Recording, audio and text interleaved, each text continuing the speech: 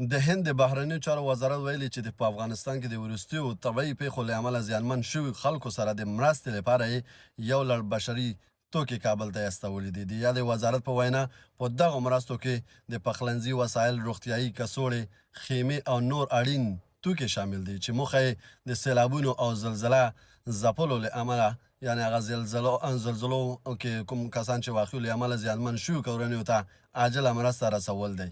هندي چارواکي ټینګار کوي چې دا مرستې د بشري اصولو پر بنسټ ترسره کیږي او هیواد یې ژمن دی چې له افغان ولس سره په خپلو مرستو ته دوام ورکړي. د ایټالیې ساحل ته نږدې یو کښتۍ ډوبه شوې دی چې تر اوسه 1 نور کسان لا هم په سمندر کې ورک دي او د هغو د موندلو لپاره د پلټنې او ژغورنې هڅې روانې دي. راپورونه ښیي چې دغه کښتۍ د نامعلومو ستونزو له امله له خطر سره مخ شوی و چې وروسته یې ډېر سپرلي په اوبو کې ولوېدلي دي او چارواکي اندېښنه ښیي چې د ورک شوي کسانو د ژوندي پاتې کېدو احتمال کم شوی، خو بیا هم د لټون عملیات دوام لري.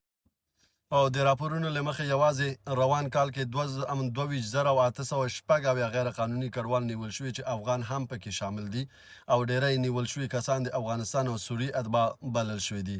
همداراز څو ورځې مخکې د ترکیې پولیسو د شرناک په یوه سیمه کې د عملیاتو پر مهال لږ تر لږه 24 افغان کډوال نیولي وو چې د ادارې بهیر له بشپړېدو وروسته بیرته استنولو مرکزونو ته لیږدول شوي دي. تاسو نه ډیره مننه دوستانو چې زما پیج فالو کوئ او د نورو دوستانو سره شریکوئ. همداسې که چېرته مو تر اوسه پورې زما صفحه لایک کړی نه او فالو کړی مو نه اوسي، کولی شئ چې زما صفحه فالو کړئ او زما ویډیوګانې لایک او کمنټ کړئ او سبسکرایب کړئ او د نورو دوستانو سره شریک کړئ. او بیا هم ستاسو د تشویق، ستاسو د مرستې او ستاسو د فالو کولو څخه زیاته مننه. الله مو ژوندي لره، ژوندي اوسئ. زه کوشش کوم چې تاسو ته ډېر ښایسته خبرونه خصوصا په مهاجرت په برخه کې همداسې نورو برخو کې ښایسته ښایسته تاسو دپاره دغه جوړ کړمه، ویډیوګانې جوړ کړمه تر څو هغه کسان چې په لیک و لوست باندې نه پوهېږي نو زیاتره زما فوکس هغوی خلکو دپاره دی چې هغوی ته دا زما ویډیو به ډېره دغه تمام شي، څه ورته وایي، ګټور تمامیږي. بس بیا هم په خدای مو سپارم، ژوندي اوسئ. سلام علیکم. دغه زما صفحې دي، تاسو کولی شئ چې دغه فالو کړئ. مننه، ژوندي اوسئ. سلام علیکم.